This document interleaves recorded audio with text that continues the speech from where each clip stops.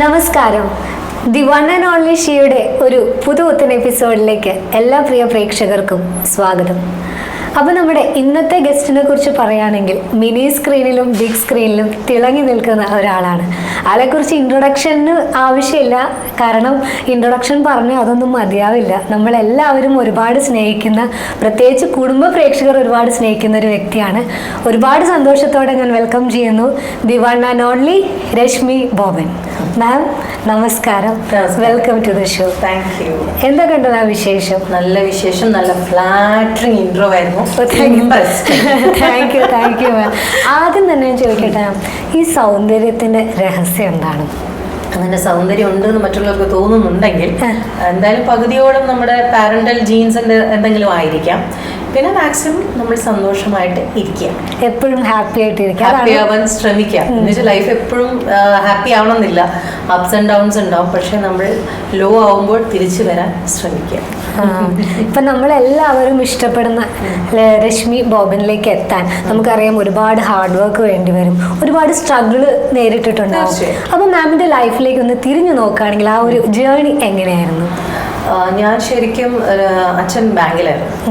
അപ്പോൾ എൻ്റെ സ്വദേശം കണ്ണൂരാണ്. അപ്പോൾ അങ്ങനെ ട്രാൻസ്ഫർ ആയിട്ട് ട്രിവാൻഡ്രത്ത് വരികയും വിമൻസ് കോളേജ് പഠിച്ചുകൊണ്ടിരിക്കുമ്പോഴാണ് ഇതുപോലെ സൂര്യ ടി വിയുടെ ഒരു ഓഡിഷൻ, പുതിയ കോമ്പയർസിന് വേണ്ടിയിട്ട്. അങ്ങനെ ഞാൻ പോയി, എനിക്കതിൽ കോമ്പയറിങ് കിട്ടി. പിന്നെ അത് കഴിഞ്ഞ് സീരിയലിലേക്ക് ഓഫർ വന്നു. ഞാൻ ഡാൻസ് പഠിക്കാൻ പോകുന്ന സ്കൂളിൽ ലതാ മാമിൻ്റെ അടുത്ത് ഇതുപോലെ സീരിയലിലെ ആർട്ടിസ്റ്റുകളൊക്കെ ഡാൻസ് പഠിക്കാൻ വരുന്ന സ്ഥലമാണ്. അപ്പോൾ ഇതുപോലെ ഒരു പുതിയൊരു സീരിയൽ തുടങ്ങുന്നുണ്ട്. അപ്പം ടീച്ചർ പറഞ്ഞു, ഇവിടെ ഒരു കുട്ടിയുണ്ട്, അത്യാവശ്യം അഭിനയ മോഹമൊക്കെ കൊണ്ട് നടക്കുകയാണ്. അങ്ങനെ ടീച്ചർ പറഞ്ഞിട്ടാണ് അവരെന്നെ കാണാൻ വരുന്നതും അങ്ങനെ കൈരളി ടി വിയിലെ ഒരു സീരിയലിലേക്ക് ഞാൻ ഫസ്റ്റ് വർക്ക് ചെയ്യുന്നത്. അപ്പോൾ മാമിന് എങ്ങനെയാ ചെറുപ്പം തൊട്ടിട്ട് തന്നെ ആക്ടിങ് ഒരു പാഷൻ ആയിരുന്നു? ആക്ടിങ് ഒരു പാഷൻ ഒന്നും ആയിരുന്നില്ല, പക്ഷെ സിനിമ ഒരു പാഷൻ തന്നെയായിരുന്നു. അത് എൻ്റെ മാത്രമല്ല, വീട്ടിൽ നമ്മൾ പറയില്ല എല്ലാ വെള്ളിയാഴ്ചയും സിനിമ, കുറച്ച് ഉൾപ്രദേശമാണ്. അപ്പം എല്ലാ വെള്ളിയാഴ്ചയും പുതിയ പുതിയ സിനിമകൾ വരുമല്ലോ. അപ്പൊ അച്ഛന് ഭയങ്കര ആവേശമാണ് എന്നെയും അമ്മയും അനിയനെയും കൊണ്ട് സിനിമയ്ക്ക് പോകുന്നുള്ളത്. അപ്പൊ പണ്ട് മുതൽ സിനിമയോട് ക്രേസ് ഉണ്ട്, പക്ഷെ ഒരു അഭിനേതാവ് ആവണം അങ്ങനെയുള്ളൊരു ചിന്തയൊന്നും ഉണ്ടായിട്ടില്ല. ഇറ്റ് ഹാപ്പൻഡ് നാച്ചുറലി എന്നേ പറയുള്ളൂ. നമ്മൾ വളരെയധികം ആഗ്രഹിക്കുന്ന ഫീൽഡിലേക്ക് എത്തിച്ചേർന്നു എന്നേ ഉള്ളൂ. ഇപ്പൊ നമ്മൾ ആ ഒരു സമയത്ത് എന്നൊക്കെ പറയുമ്പോൾ പെട്ടെന്ന് ഇങ്ങനെ ആക്ടിങ് എന്നൊക്കെ പറയുമ്പോൾ എങ്ങനെയായിരുന്നു? ഇപ്പൊ റിലേറ്റീവ്സ് ആണെങ്കിലും എല്ലാവരും ഇങ്ങനെ സപ്പോർട്ട് ചെയ്തിരുന്നോ, അതോ അത് വേണോ എന്നങ്ങനെ ആരെങ്കിലും ചോദിച്ചിട്ടുണ്ടോ? അത് തീർച്ചയായിട്ടും ഉണ്ട്. കാരണം ഇപ്പം കാലം മാറിയപ്പം കുറച്ചും കൂടി ആളുകൾ ബ്രോഡ് മൈൻഡഡ് ആയി. അന്ന് ഞാനൊക്കെ ശരിക്കും പറഞ്ഞാൽ ഇപ്പൊ 24 years ആവുന്നു ഇൻഡസ്ട്രിക്കകത്ത് വന്നിട്ട്. അപ്പോൾ ആ സമയത്ത് ഇതുപോലെ സീരിയലിലൊക്കെ അഭിനയിക്കാൻ പോകുമ്പോൾ സിനിമയിൽ ഓഫേഴ്സൊക്കെ വരുമ്പം അച്ഛനോട് പലപ്പോഴും ചോദിച്ചിട്ടുണ്ട്, എന്തിനാ മോളെ ഇതിലേക്ക് വിടുന്നത് എന്നൊക്കെ ചോദിച്ചിട്ടുണ്ട്. അത് ഇതിനെക്കുറിച്ച് അറിവില്ലായ്മ കൊണ്ടാണ്. ഈ പുറമേ കേൾക്കുന്ന കുറേ കഥകളുണ്ടാവുമല്ലോ, അതുകൊണ്ടുള്ള പ്രശ്നമായിരുന്നു. ബട്ട് വൺസ് നമ്മുടെ റൂട്ട് ഓക്കെയാണ്, പ്രോപ്പറാണ്, 4 പേരെ തിരിച്ചറിയുന്നു, നമ്മൾ ഈ രംഗത്ത് വാല്യൂ ചെയ്യപ്പെടുന്നു എന്ന് അറിയുമ്പോൾ ഈ പറഞ്ഞ ആളുകൾക്കെല്ലാം തിരിച്ചൊരു മൈൻഡ് സെറ്റ് ഉണ്ടായിട്ടുണ്ട്. അപ്പൊ ശരിക്കും പറഞ്ഞാൽ എൻ്റെ അച്ഛനും അമ്മയാണ് എൻ്റെ പിൽ ഓഫ് സ്ട്രെങ്ത് എന്ന് പറയുന്നത്. കാരണം ആ ഒരു കാലഘട്ടത്തിൽ അവർ കൂടെ ഉണ്ടായിരുന്നില്ലെങ്കിൽ, ഇതുപോലെ സപ്പോർട്ട് ചെയ്യാനില്ലായിരുന്നെങ്കിൽ ഇന്നിപ്പോ ഒരു ഇന്റർവ്യൂ പോലും ഇരിക്കാനുള്ള അവസ്ഥ ഉണ്ടാവില്ലല്ലോ.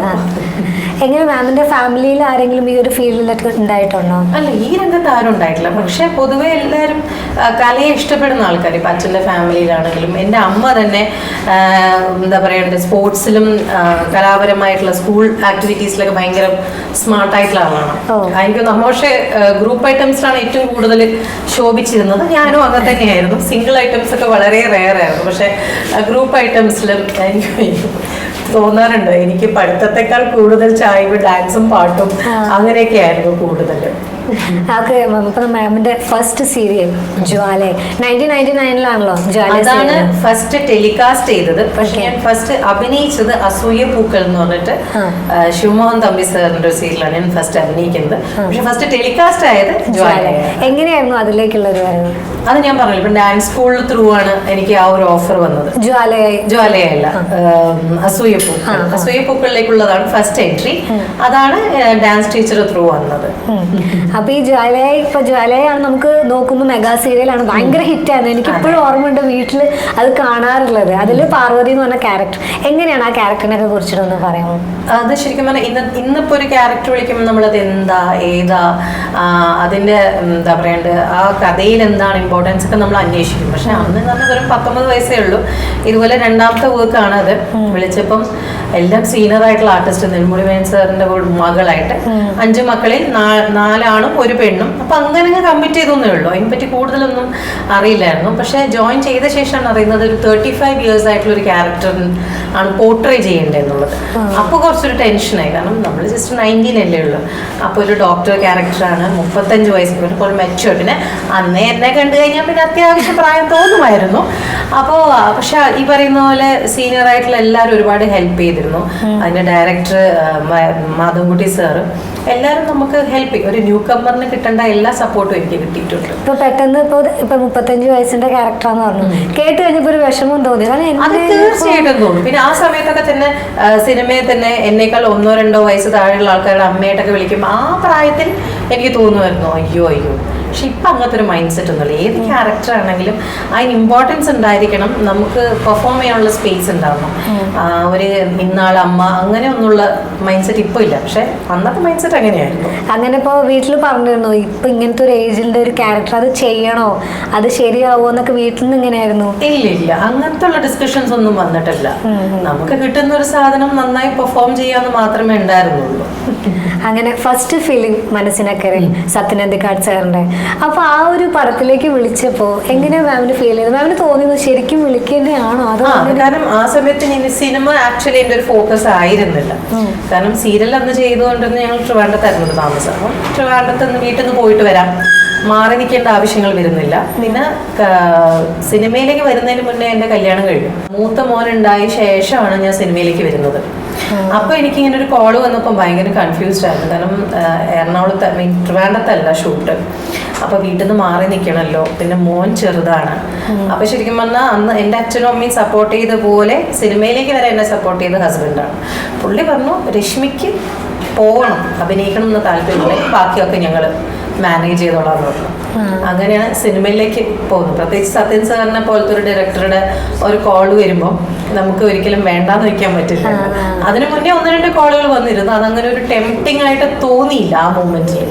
ഇങ്ങനെ ഒരു ഓഫർ വന്നപ്പം വീട്ടുകാരുടെ സപ്പോർട്ടും കൂടി ആയപ്പോഴേ, കാരണം വേറൊരു ജോലിയേക്കാൾ കൂടുതൽ നമുക്ക് ഫാമിലി സപ്പോർട്ട് ഭീകരമായിട്ട് ആവശ്യമുള്ള ഒരു രംഗമാണ്. എല്ലാ രംഗത്തും ഉണ്ട്. വർക്ക് ചെയ്യുന്ന സ്ത്രീകൾക്ക് ഫാമിലി സപ്പോർട്ട് വേണം. പക്ഷെ ഇതൊരു 9 to 5 ജോബ് അല്ലല്ലോ. പലപ്പോഴും സ്ഥലം മാറി നിൽക്കേണ്ടി വരും, കുറേ അധികം ദിവസങ്ങൾ നമ്മൾ വീട്ടിൽ നിന്ന് മാറി നിൽക്കേണ്ടി വരും. അപ്പോൾ പാരൻസിൻ്റെയും ഹസ്ബൻഡിൻ്റെയും ഒരു സപ്പോർട്ട് കൊണ്ടാണ് ഇതുവരെയുള്ള ക്യാരക്ടേഴ്സ് ചെയ്യാൻ പറ്റിയിട്ടുള്ളത്. കാരണം ആണുങ്ങൾക്ക് പെട്ടെന്ന് വീട്ടിൽ നിന്ന് ഇറങ്ങിപ്പോവാം. ഇപ്പം നാളെ ഷൂട്ട് ഉണ്ടായിരുന്നു, നാളെ അവിടെ പോകാണ്ടെന്ന് പറയുമ്പോൾ അവർക്ക് പോവാം. പക്ഷെ ഒരു അമ്മയ്ക്ക് അല്ലെ ഭാര്യയ്ക്ക് പോകുന്നതിന് ഒരുപാട് ഹഡിൽസ് ഉണ്ട്. അപ്പൊ അവരുടെ സപ്പോർട്ട് ഉണ്ടെങ്കിൽ മാത്രമേ അത് സ്മൂത്തായിട്ട് പോവുമായിരിക്കാം. പക്ഷെ സ്മൂത്തായി പോകണമെങ്കിൽ വീട്ടിൽ നിന്നുള്ള സപ്പോർട്ട് വേണം. ഇപ്പോൾ മാമിൻ്റെ ഹസ്ബൻഡ് എല്ലാവർക്കും അറിയാം, ഡയറക്ടർ പവൻ സാറും വർക്കിലായിരിക്കും, മാമും വർക്ക് വേണ്ടി വന്നാൽ പോകേണ്ടി വരും. അപ്പോൾ ഈ വീട്ടിലെ കാര്യങ്ങളൊക്കെ എങ്ങനെയാണ് മാം ഹാൻഡിൽ ചെയ്യുന്നത്? അപ്പോൾ ആ സമയത്ത് ശരിക്കും പറഞ്ഞല്ലോ ഒരു പെർട്ടിക്കുലർ ഏജ് വരെ കുട്ടികൾ കുറച്ച് ഇൻഡിപെൻഡന്റ് ആവുന്നവരെ എൻ്റെ പാരൻസിന്റെ സപ്പോർട്ട് കൊണ്ടാണ് മുന്നോട്ട് പോയിക്കൊണ്ടിരുന്നത്. പിന്നെ ഒരു ഏജ് കഴിഞ്ഞപ്പോൾ കുട്ടികൾ വലുതായി, മേ ബി അവർ പണ്ട് മുതലേ കാണുന്നുണ്ട് അമ്മ ഒരു വർക്കിംഗ് വുമൺ ആണെന്നപ്പം അവരും കുറെ അഡ്ജസ്റ്റ് ചെയ്തിട്ടുണ്ട്. പിന്നെ വലിയ പിള്ളേരെ പിന്നെ ഇപ്പൊ സ്വിഗ്ഗിയും സൊമാറ്റോ ഒക്കെ ഉള്ളത് കൊണ്ട് വലിയ കുഴപ്പമില്ലാതെ പോകുന്നുണ്ട്. ഇപ്പൊ മാം ഇപ്പൊ ഈ മൂവിയിലേക്ക് വന്ന സമയത്ത് ഒരു സ്ത്രീയാണല്ലോ, അപ്പോൾ വന്ന സമയത്തൊന്ന് സർവൈവ് ചെയ്യാൻ വേണ്ടിയിട്ട് എന്തെങ്കിലും ബുദ്ധിമുട്ട് അങ്ങനെ എന്തെങ്കിലും ഫീൽ ചെയ്തിട്ടുണ്ടോ മാം? അങ്ങനെ ഒരു സർവൈവൽ ഇഷ്യൂ ഉണ്ടായില്ല. പക്ഷെ ഓപ്പർച്യൂണിറ്റി ഇഷ്യൂസ് ഇപ്പോഴും ഉണ്ട്, അന്നും ഉണ്ട് ഇന്നും ഉണ്ട്. മേ ബി ഞാൻ കോണ്ടാക്ട്സ് മെയിൻറ്റെയിൻ ചെയ്യാൻ കുറച്ച് പിന്നോട്ടാണ്. നമ്മൾ ഒരു ലൊക്കേഷനിൽ എത്തിക്കഴിഞ്ഞാൽ എല്ലാവരോടും ഭയങ്കര ഫ്രണ്ട്ലി ആയിരിക്കും. പക്ഷെ അത് കഴിഞ്ഞാൽ അത് മെയിൻറ്റെയിൻ ചെയ്യാന്നുള്ളൊരു ഘടകമുണ്ട്. പലപ്പോഴും സിനിമയിൽ നിങ്ങൾ out of site out of mind എന്ന് പറയുന്ന പോലെ നമ്മളെ കുറച്ച് നാൾ കണ്ടില്ലെങ്കിൽ ആരും ഓർക്കില്ല ഇതുപോലത്തെ ഒരു ആർട്ടിസ്റ്റ് ഉണ്ടെന്ന് ആരും ഓർക്കില്ല. അപ്പൊ ഈ പറയുന്ന പോലെ കോണ്ടാക്ട് മെയിൻറ്റെയിൻ ചെയ്യാനുള്ള പ്രശ്നം കാരണം ഒരുപാട് ഓപ്പർച്യൂണിറ്റീസ് എനിക്ക് പോയിട്ടുണ്ടെന്ന് എനിക്ക് തോന്നിയിട്ടുണ്ട്. പിന്നെ പലപ്പോഴും ആ സമയത്തൊക്കെ പല വർക്ക് വരുമ്പം ആ സമയത്ത് മൂഡ് എന്താണോ അതനുസരിച്ചാണ് ഒരു വർക്ക് കമ്മിറ്റ് ചെയ്യുന്നത്. നമ്മൾ ചിലപ്പം പിള്ളേരെ എക്സാം ടൈം ആയിരിക്കാം, അപ്പൊ നമുക്ക് വീട്ടിൽ നിന്ന് മാറി നിൽക്കാൻ പറ്റില്ല. അങ്ങനെയൊക്കെ കുറെ പ്രശ്നം പ്രശ്നങ്ങൾ ഒരു സ്ത്രീയെ സംബന്ധിച്ചുണ്ടാവും. ഇപ്പൊ മനസ്സിനക്കരെ തന്നെ നമുക്ക് എടുക്കാം, വലിയ വലിയ ആൾക്കാരല്ല അഭിനയിച്ചിരിക്കുന്നത്. അപ്പൊ മാം അതിലേക്ക് ചെല്ലും, എങ്ങനെയായിരുന്നു അവരുടെയൊക്കെ സപ്പോർട്ട്? ഒന്നാമത് ഷീലാമ്മയുടെ തിരിച്ചു വരുന്നൊരു സിനിമ, പിന്നെ എല്ലാം സീനിയർ ആയിട്ടുള്ള ആർട്ടിസ്റ്റുകളാണ്. അപ്പോൾ സർ ഭയങ്കര കംഫർട്ടിങ് ആയിരുന്നു, പറഞ്ഞു ടെൻഷനൊന്നും അടിക്കണ്ട. എന്നാലും നമുക്ക് ആ ക്ലാപ്പ് അടിക്കുമ്പോൾ ഒരു നെഞ്ച് പിടപെടാന്ന് അടിക്കുമല്ലോ. എനിക്കിപ്പോഴും ഒരു സീൻ ഓർമ്മയുണ്ട്, മേജറായിട്ടുള്ള സീനിയർ ആർട്ടിസ്റ്റുകളെല്ലാവരും ഒരു നൈറ്റ് സീനാണെന്ന് ഞാൻ എൻ്റെ ഓർമ്മയിൽ. അപ്പം എല്ലാവർക്കും ഡയലോഗ് കഴിഞ്ഞിട്ട് വെരി എൻഡ് മാത്രം എന്തുവാണ് എൻ്റെ ചെറിയൊരു പീസ് ഓഫ് ഡയലോഗാണ്, അത് കുറച്ചൊരു ലെങ്തി ഷോർട്ടാണ്. ഇപ്പോഴും ആ ഫീല് മനസ്സിലുണ്ടെന്ന്. കാരണം ഇവരൊക്കെ പറയുമ്പോഴും എൻ്റെ മനസ്സിൽ സീരിയലിൽ കുറച്ചും കൂടി നമുക്ക് പ്രോംപ്റ്റിംഗ് ഉണ്ട്. സിനിമയിൽ പ്രത്യേകിച്ച് സത്യൻ സാറിൻ്റെ പ്രോംപ്റ്റിംഗ് ഇല്ല, കാരണം എല്ലാം സീനിയറായ ആർട്ടിസ്റ്റുകളായതുകൊണ്ട് എല്ലാവരും അവരവരുടെ പാർട്ട് ഭയങ്കര കംഫർട്ടബിൾ, വളരെ ചെറിയ ഡയലോഗുള്ളൂ. എന്നാലും എനിക്കിങ്ങനെ ടെൻഷൻ, ഇങ്ങനെ ഓരോരുത്തരുടെ ഡയലോഗ് വരുമ്പോൾ എൻ്റെ മനസ്സിലാവും അത് കഴിഞ്ഞ് ഇനി അടുത്തത് കഴിഞ്ഞാൽ ഇതെൻ്റെ തെറ്റിക്കരുത്, തെറ്റിച്ച് കഴിഞ്ഞാൽ അവരുടെ പ്രശ്നം. അപ്പം എനിക്കൊന്ന് 2 തവണ തെറ്റിച്ചു. പക്ഷേ ഈ പറയുന്ന പോലെ ന്യൂ കമ്മറിനുള്ള എല്ലാ സപ്പോർട്ടും എനിക്ക് എൻ്റെ എന്താ പറയുക കാസ്റ്റിംഗ് ക്രൂവിൽ നിന്നും കിട്ടിയിട്ടുണ്ട്. ഇപ്പൊ റീടേക്ക് എടുക്കുമ്പോൾ വിഷമം വന്നിട്ടുണ്ടോ? ടെൻഷൻ വന്നിട്ടുണ്ട്, ഇതെന്താണ് ഇനി അവര് നമ്മളെ പറ്റി എന്ത് വിചാരിക്കും. പക്ഷെ ദൈവം സഹായിച്ച് ഇതുവരെ അതിഭീകരമായ ടേക്കുകളൊന്നും ഇതുവരെ എടുക്കേണ്ടി വന്നിട്ടില്ല കരിയറിൽ. സത്യനന്ദിക്കാരന്റെ സാറിന്റെ മൂവീസ് ആണ് മാം കൂടുതലും ചെയ്തിരിക്കുന്നത്, 7ഓളം മൂവീസ് ചെയ്തിട്ടുണ്ട്. അപ്പൊ എങ്ങനെയായിരുന്നു ആ ഒരു എക്സ്പീരിയൻസ്? എല്ലാ മൂവീസിലും മാമിനെ വിളിക്കാറുണ്ടോ അങ്ങനെ? ആ സാറ് ആ 7 പടങ്ങളിലും സാറ് വിളിച്ചുകൊണ്ടാണല്ലോ പോയത്. അപ്പൊ ഈ പറയുന്ന പോലെ ഓരോ ഡയറക്ടർക്കും അവരുടേതായിട്ടുള്ള രീതികളുണ്ടാവും. സാറിന്റെ ഒരു രീതി എന്ന് പറഞ്ഞാൽ എല്ലാവരെയും ഒരേ കണ്ണോട് കാണുന്ന, അതായത് നമ്മളിപ്പോൾ ഒരു കാര്യം പറഞ്ഞാൽ ചിലപ്പോൾ ഒരു 2-3 കൊല്ലം കഴിഞ്ഞ് പറയുമ്പോഴും സാറിന് അത് ഓർമ്മയുണ്ടോ. ഒരു നല്ല ഗുഡ് ലിസണറാണ് സാർ. അപ്പം അങ്ങനെ ഒരു റിലേഷനാണ്. എങ്ങനെ മാമിന് ഏറ്റവും കൂടുതൽ കംഫർട്ടബിൾ ആയി തോന്നിയത് സാറിൻ്റെ കൂടെ വർക്ക് ചെയ്യാൻ? തീർച്ചയായിട്ടും. കാരണം ആസ് എ ന്യൂ കമ്മർ എന്ന് പറയുമ്പോൾ എനിക്ക് കിട്ടിയ ഓപ്പർച്യൂണിറ്റീസ് മൊത്തം സാറിൻ്റെ വർക്കാണ്. പിന്നെ അത് കഴിഞ്ഞ് നമ്മൾ പല സംവിധാന കീഴിലും വർക്ക് ചെയ്യുമ്പോൾ ഓരോ ആൾക്കാർക്ക് ഓരോ രീതികളാണല്ലോ ഉള്ളത്. അപ്പം ഇതുവരെ എനിക്ക് അങ്ങനെ ഒരു ഡിസ്കംഫർട്ട് ഉണ്ടാകുന്ന ഒരു വർക്ക് അറ്റ്മോസ്ഫിയർ ഇതുവരെ ഉണ്ടായിട്ടില്ല. ഓക്കെ.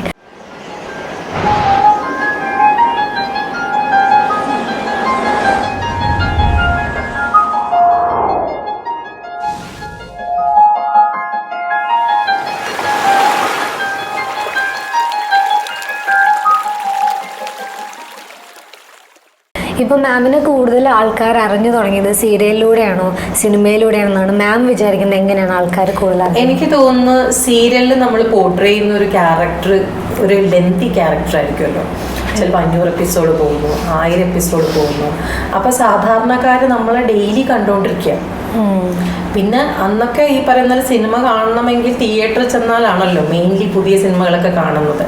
അപ്പൊ അങ്ങനെ നോക്കുമ്പോൾ എനിക്ക് കൂടുതൽ അപ്രിസിയേഷൻ കിട്ടിയിട്ടുള്ളതെല്ലാം ഞാൻ സീരിയലിൽ ചെയ്യുന്ന ക്യാരക്ടേഴ്സിനെയാണ്. ഇപ്പോഴും ആ ഒരു 10-20 കൊല്ലം മുമ്പ് ചെയ്ത ചില പ്രത്യേകതരം കഥാപാത്രങ്ങളുണ്ട്.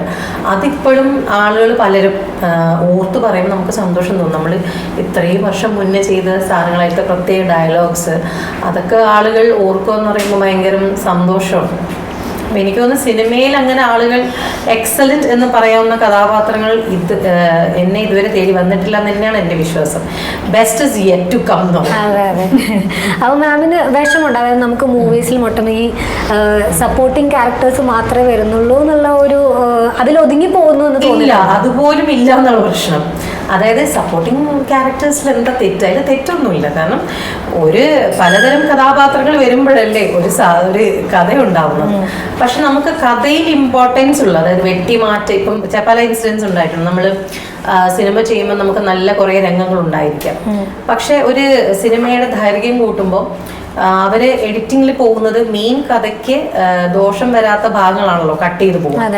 അങ്ങനെ കുറെ സിനിമകൾ നമ്മൾ ഭയങ്കര എക്സ്പെക്ടേഷനിലൂടെ ഡബൊക്കെ ചെയ്ത് തിയേറ്ററിൽ പോകുമ്പോൾ സീൻസ് ഇല്ലാതിരിക്കുമ്പോൾ ഉണ്ടാവുന്ന വിഷമം ഉണ്ടാവും. മുൻകൂട്ടി പറയില്ല ഇങ്ങനെ കട്ട് ചെയ്തിട്ടുണ്ട്. ചില സ്ഥലത്ത് പറഞ്ഞിട്ടുണ്ട്, ചില സ്ഥലത്ത് പറഞ്ഞിട്ടില്ല for x or y reasons. അപ്പൊ അതൊക്കെ നമുക്ക് ഭയങ്കരമായിട്ട് ഫീൽ ചെയ്തിട്ടുണ്ട്. പക്ഷേ this is part of the game, the show must go on എന്ന് പറയുന്ന പോലെ അങ്ങനെയാണ്. ഇപ്പൊ ഒരുപാട് മൂവീസ് ചെയ്തിട്ടുണ്ട്, ഒരുപാട് ക്യാരക്ടേഴ്സ് ചെയ്തിട്ടുണ്ട്. മാമിന്റെ മനസ്സിൽ എന്നും നിൽക്കുന്ന ഒരു ക്യാരക്ടർ ചോദിച്ചാൽ ഏതായിരിക്കും മാം പറയാ?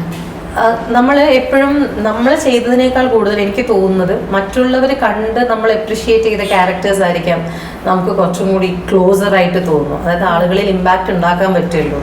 അങ്ങനെ നോക്കുമ്പോൾ വിനോദയാത്ര, അച്ചുവിൻ്റെ അമ്മ, അതിലത്തെ ക്യാരക്ടേഴ്സ് ആളുകൾ ഇപ്പോഴും പറയാറുണ്ട് എന്നുള്ളതാണ്. അപ്പം മാം ഒരു സ്ട്രോങ് വുമൺ ആണ്.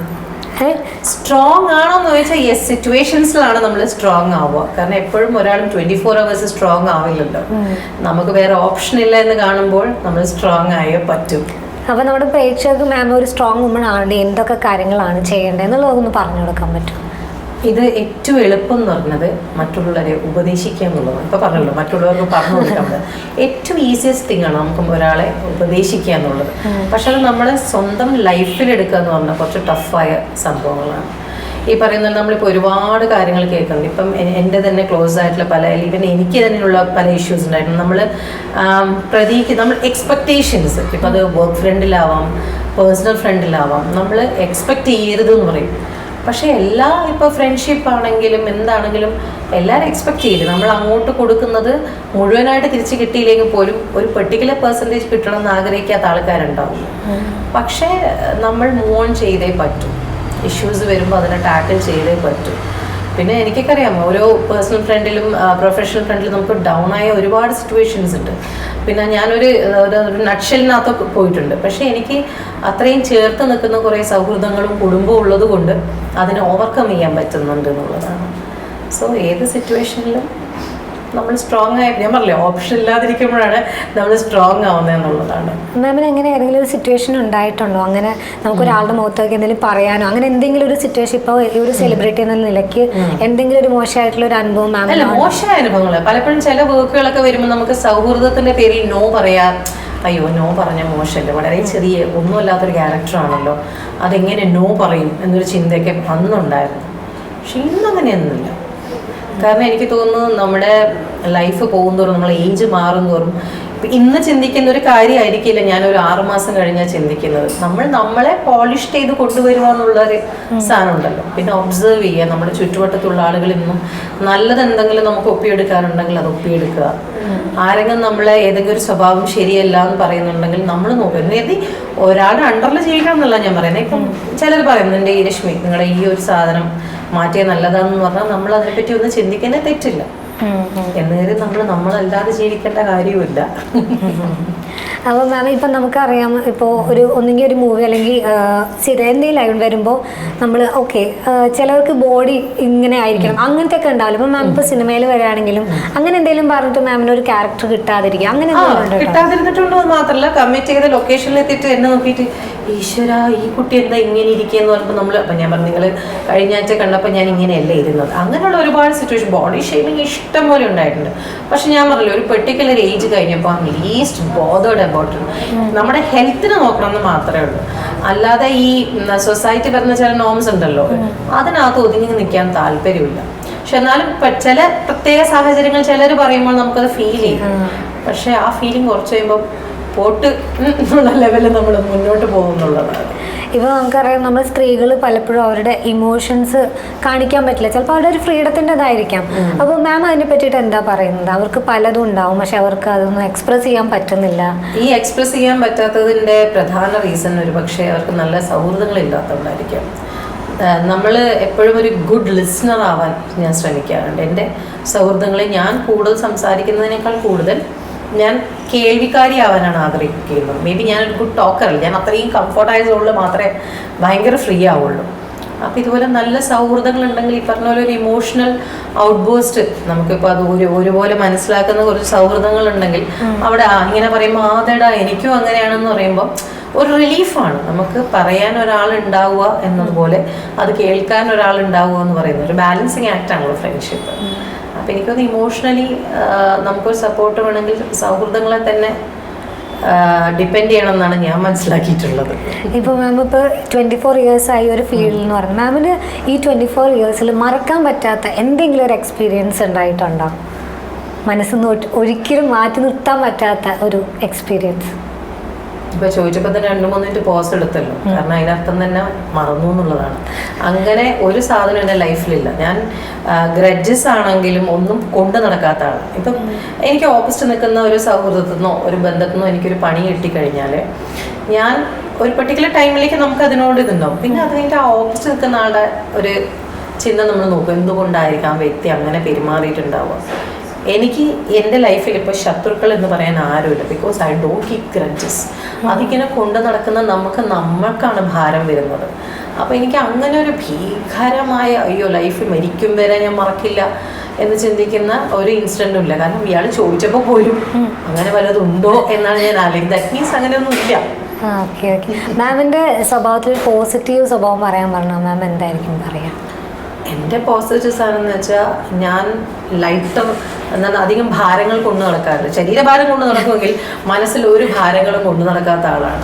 ലൈക്ക് നമ്മളെ ചുറ്റുവട്ടത്തുള്ള ആൾക്കാരോട് അത്യാവശ്യം ചളിയൊക്കെ പറഞ്ഞ് ഇപ്പം ഞാൻ ഒരാളെ ഇന്ന് ചിരിപ്പിക്കാൻ ഒരു അവസരം കിട്ടിയിട്ടുണ്ടെങ്കിൽ അത് ചെയ്തൊരു നല്ല കാര്യമാണല്ലോ. സോ പൊതുവെ പറയും അത്യാവശ്യം പോസിറ്റീവ് വൈബിൾ ആളാണെന്നൊക്കെ മറ്റുള്ളവർ പറയാറ്. എനിക്ക് അറിഞ്ഞൂടാ.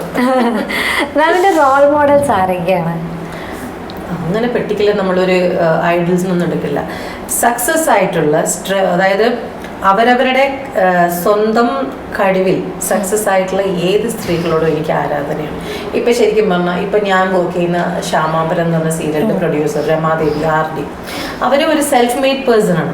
അതുപോലെ ഉള്ള സ്ത്രീകളോട് എനിക്ക് ഭയങ്കര ബഹുമാനമാണ്. അതുകൊണ്ട് ഒരു പെർട്ടിക്കുലർ വ്യക്തി എന്നല്ല പറയുന്നത്, അങ്ങനെ സക്സസ് ആയിട്ടുള്ള ആൾക്കാരല്ലേ സക്സസ് ആവാൻ ശ്രമിക്കുന്ന, തോറ്റു കൊടുക്കില്ല എന്ന് എൻ്റെ നല്ല സുഹൃത്തുക്കൾ എനിക്കറിയാം. ഒരുപാട് സ്ട്രഗിൾ ചെയ്യുന്ന ആൾക്കാരുണ്ട്, പക്ഷെ തോറ്റു കൊടുക്കില്ല എന്ന് ചിന്തിക്കുന്ന ഒരു മനോഭാവമുള്ള സ്ത്രീകളില്ലേ, അവരോട് എനിക്ക് ഭയങ്കര ആരാധന.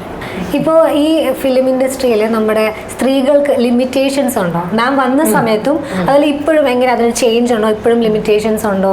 എങ്ങനെയാണ് അതൊക്കെ? ഉണ്ട്. ജെൻഡർ ഡിഫറൻസ് എന്തായാലും ഉണ്ട്. ഇപ്പോൾ ഒരു ഫീമെയിൽ ആർട്ടിസ്റ്റിന് ഈ പറയുന്ന പോലെ നമുക്ക് മെയിൽ ആർട്ടിസ്റ്റിനെ ശ്രദ്ധിച്ചിട്ടുണ്ടോ? അവർക്കൊരു മീറ്റിങ്ങിന് സുഖമായിട്ട് പോവാം, അല്ലെങ്കിൽ ഒരു ഇതിനൊക്കെ പരിമിതികളില്ല.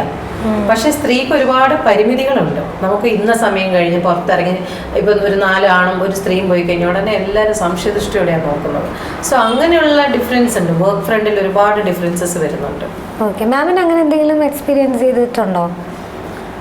എന്നോട് ആരും മുഖത്ത് നോക്കി പറയാൻ ഇതുവരെ ധൈര്യപ്പെട്ടിട്ടില്ല. ഈ പറയുന്ന നമ്മൾ പറയും ഐ ഡോണ്ട് കെയർ.